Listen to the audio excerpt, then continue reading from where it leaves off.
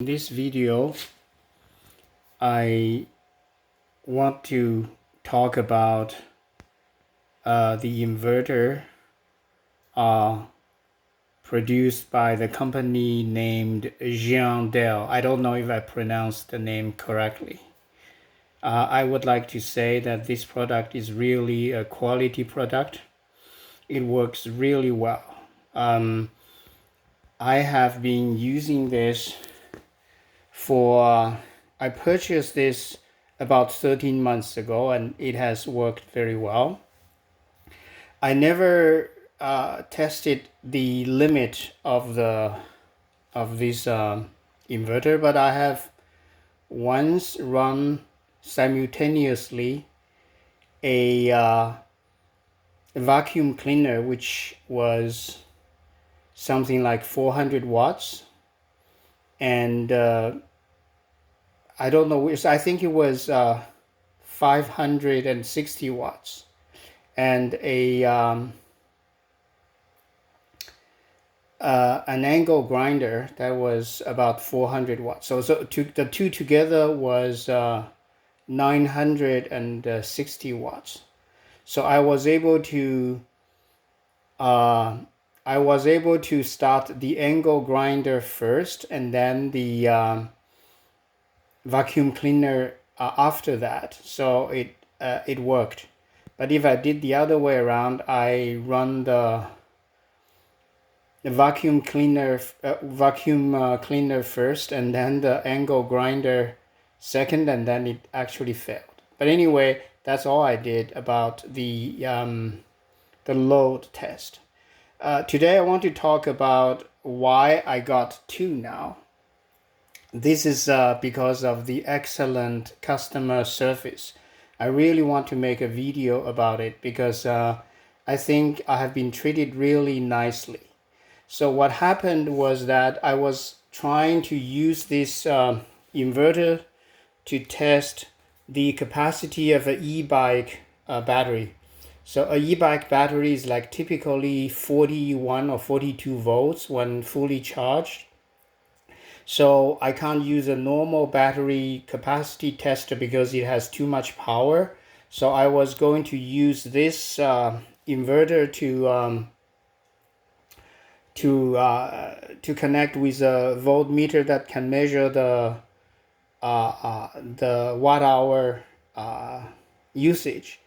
But the e-bike battery was like 42 volts, so I was planning to use a buck converter to convert it to about 14 or 13 volts.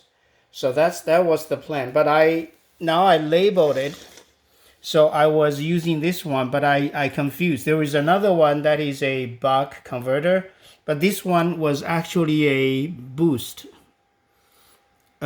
converter. So basically, now I understand how a boost converter works, is that if you put in like 42 volts, the output will be minimal 42 volts. So you can only make the output voltage higher than 42, not lower. Although before you are setting it, you can set the number to 14 volts here. So I was confused by that. So when I connected this to the inverter, immediately there was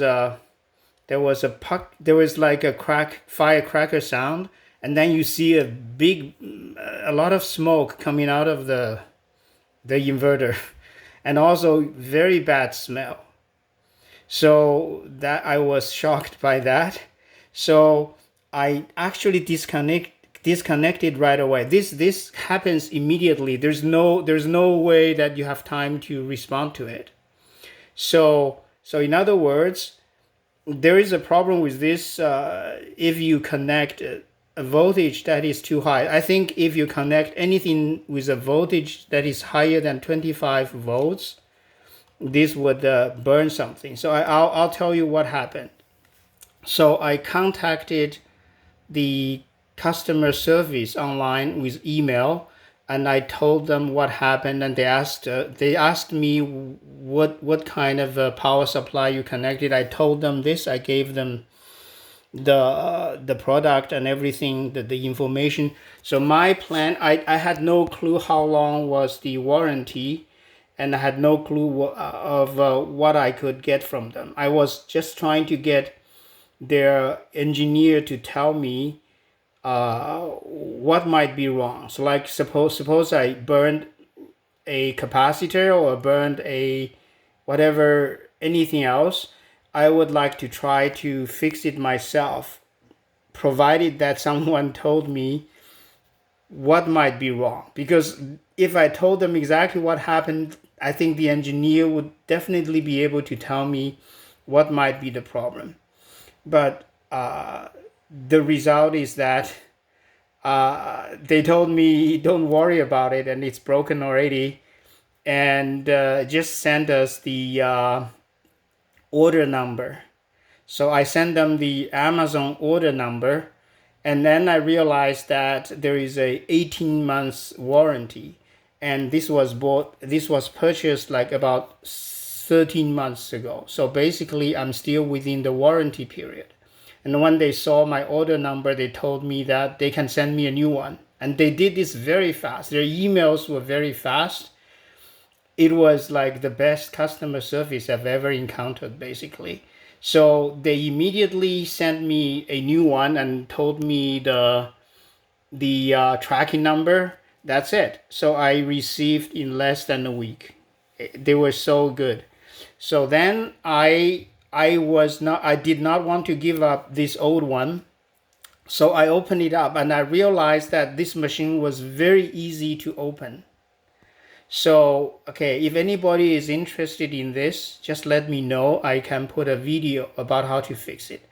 So actually, when I opened it, I found that there were four 3,300 microfarad capacitors, and there were two of them are just right here, and two of them are more in the middle of the PCB board. So what happens is that the one that was burnt the first time was the one right here. So I was able to replace it only by opening here without taking anything out, without taking the electrical board out. So, but I couldn't put the two legs of the capacitor back into the holes because I have no access. I just soldered them superficially, so it worked again. But at that time, I still did not realize that was the problem. So I tried this on another inverter. It was a very cheap one from China. And that one was not damaged. Actually, it burned the fuse on this converter. So I did it several times to the other inverter. It was not burnt. And I still didn't realize, I still thought that I was putting an output of 14 volts, and I didn't even bother to measure here the output. So, and then I reconnected to this one again. Again, it burned, and it gave me another sound, and then it was smoked again. So this time, because the capacitor, I couldn't find exactly the same capacitor. So I was only able to find a capacitor that is higher voltage. So the capacitors here are 25 volts and 3,300 micro F. So I found two from an old board, which actually came from this old UPS board. I still had it at hand. So I took two 3,300 micro F capacitors from there, but they're higher voltage. They're like 35 volts. So that's why when the second time I connected this 42 volts, I burned the one that is in the interior side of the board.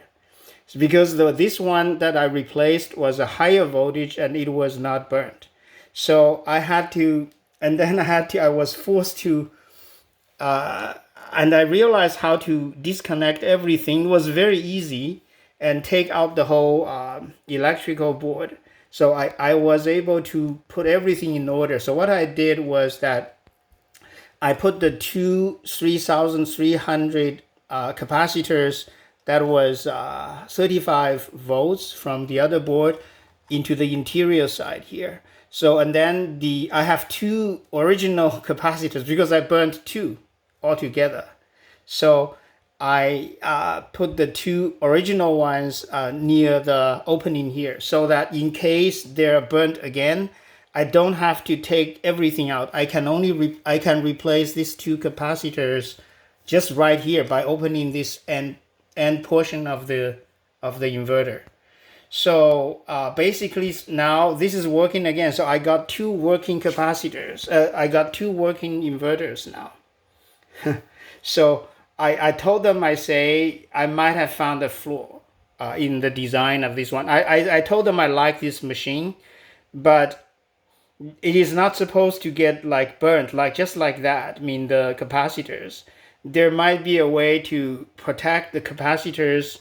So there must be a high voltage protection. Like if you connect a voltage that is probably higher than 18 volts or higher than 16 volts, I don't think it will work. I think it is typically below 16, sometimes even 15.5 volts. That was the limit. You couldn't put any input higher than that. But the design, first of all, the design of the capacitors, the highest is 25 volts. The second is that they're not protected. You don't have to, so you will they will get burnt right away if you made any mistake. So, and the reason that I believe that's the case is because the other inverter that I had, when I did the same connection, like connected 42 volts, the other one did not get burnt at all. And the other one I opened, the capacitor was only 16 volts, actually even lower than this one. So they do not get burned. So I emailed them again. I say, hopefully my information could be of some help. But anyway, I got a brand new inverter that arrived today, and it looks really great. It's almost identical, but the box is slightly different. You see, they do not have the 1200 watt because the box can be used for any, because they are selling other inverters with a higher wattage, right? This one is only 1200 watt. But anyway, so I like the size. I like it's much nicer looking because the shell before it was this silver white, and now it's like the metal like a more grayish color. It looks much nicer, and also there is a new thing, that is that it is there is a insurance on this. I think what they say is the letters are very small. Product liability insurance is covered by AIG insurance company. I don't know what is this product liability. Maybe the third party or somebody else was touching this and got hurt. I have no clue. But anyway, I don't think there is a chance of that. So that is my story of why I now got two Giandel inverter that both are working. I tested the new one today a little bit, and it works perfectly. And I'm happy because I know this inverter very well now. I have opened it and I know how to get the board out and how to replace things that I can recognize. Like if I open it and I can recognize which part is wrong, I believe I can replace them. The difficulty would be the surface mount device, those SMD, very tiny things. I have difficulty dealing with those. I had some success in replacing on some other boards one or two of those. The resistors are so tiny, it's really unbelievable to handle if one is not experienced. But anyway, so I'm glad that I have two, and I know them very well inside out basically. And any small problem in the future, I will be able to deal with. Thank you for your attention. I'll stop here. Bye bye.